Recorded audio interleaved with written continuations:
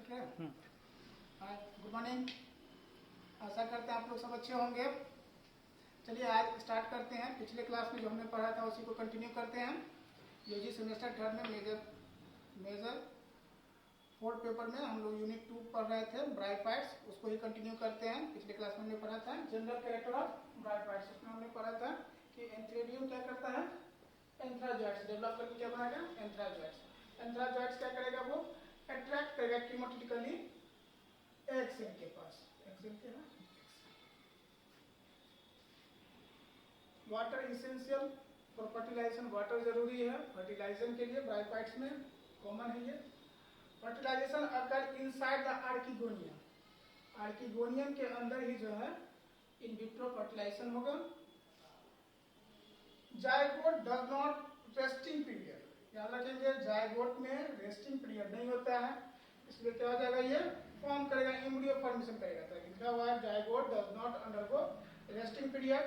It is the first cell of sporophytic body. याद रखेंगे zygote first cell of sporophytic body है bryophytes में, और स्पोर्स क्या है, first cell of gametophytic plant cell. It divide mitotically to form embryo. Zygote mitotically divide करके embryo का formation करता है ब्राइफाइट्स में। ब्राइफाइट में इक्जोस्कोपिक डिवीजन होगा। जो सबसे पहले बनाएगा क्या चीज, आउटर वॉल बनाएगा। किसका आउटर वॉल बनाएगा भाई, जायगोट क्या करेगा, डिवाइड करेगा और क्या बनाएगा, आउटर वॉल बनाएगा। जो कहाँ, एपेक्स से आउटर वॉल बनाएगा। बाद में स्पोरोफाइटिक बॉडी बनाएगा। स्पोरोफाइटिक एम्ब्रियो क्या करता है, एम्ब्रियो में क्या होगा, इक्जोस्पोरिक डिवीजन होगा, जो क्या करेगा, फॉर्म करेगा किस टाइप का, आउटर वॉल के फॉर्म करेगा, और बाद में ये स्पोरोफाइट्स की फॉर्मेशन करेगा। स्पोरोफाइट वेल डेवलप होगा, स्पोरोफाइट ब्राइफाइट में वेल डेवलप होगा और डिफरेंशिएट होगा फूट, सीटा एंड कैप्सूल में। फूट, सीटा एंड कैप्सूल।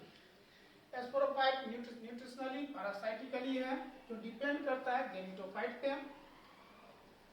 ब्राइफाइट्स का स्पोरोफाइट न्यूट्रिशनली डिपेंड करेगा गैमेटोफाइट पे।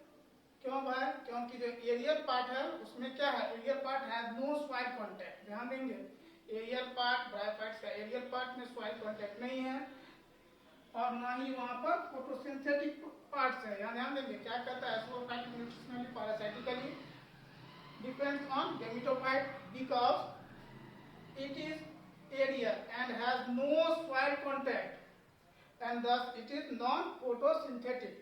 तो आपसे परीक्षा में पूछ देगा कि नॉन फोटोसिंथेटिक पार्ट क्या हो गया इसका, स्पोरोफाइट। याद रखेंगे किसका, ब्राइफाइट्स का स्पोरोफाइट्स क्या है, नॉन फोटोसिंथेटिक है। स्पोरोजिनस टिश्यू आर्किस्पोरियम टाइप होता है, जो करेगा progressive sterilisation from lower to higher. ध्यान देंगे स्पोरोजिनस टिश्यू जो है इसमें आर्किस्पोरियम टाइप से होगा डिवीजन, जिसको करेगा progressive sterilisation from lower to higher form. Spore mother cell, ध्यान देंगे स्पोर मदर सेल डिवाइड करेगा नियोटिकली इनसाइड कैप्सूल। ध्यान देंगे स्पोर मदर, ध्यान देंगे spore mother cell divide meiotically inside capsule और फॉर्म करेगा स्पोर्स।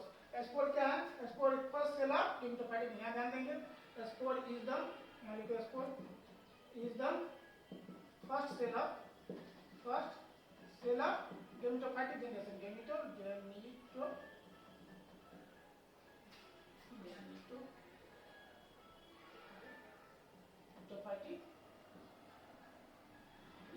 जनरेशन। ध्यान देंगे first cell of gametophytic generation या एप्लाइड।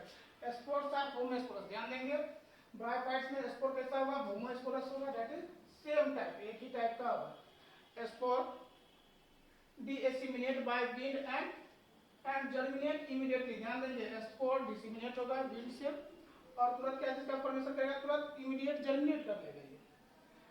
याद रखेंगे vegetative reproduction take place by progressive death and decay of thallus. Vegetative reproduction take place by progressive death and decay of thallus. Sexual reproduction होगा, oogamous type होगा। oogamous हुआ कि male reproductive organ smaller, female reproductive organ larger, but female reproductive organ are non motile, और male reproductive organ क्या होगा, smaller होगा but motile होगा। Sexual reproduction के लिए वाटर एसेंशियल है, जरूरी है, ताकि अभी हमने क्या लिखा था कि वाटर में क्या होगा, ये हम क्या है, मेल रिप्रोडक्टिव ऑर्गन है, एंथ्राजॉइड क्या है, बाइप्लेटलेट है, और पानी निकालने क्या करेगा वो कीमोटिकली क्या करेगा, वो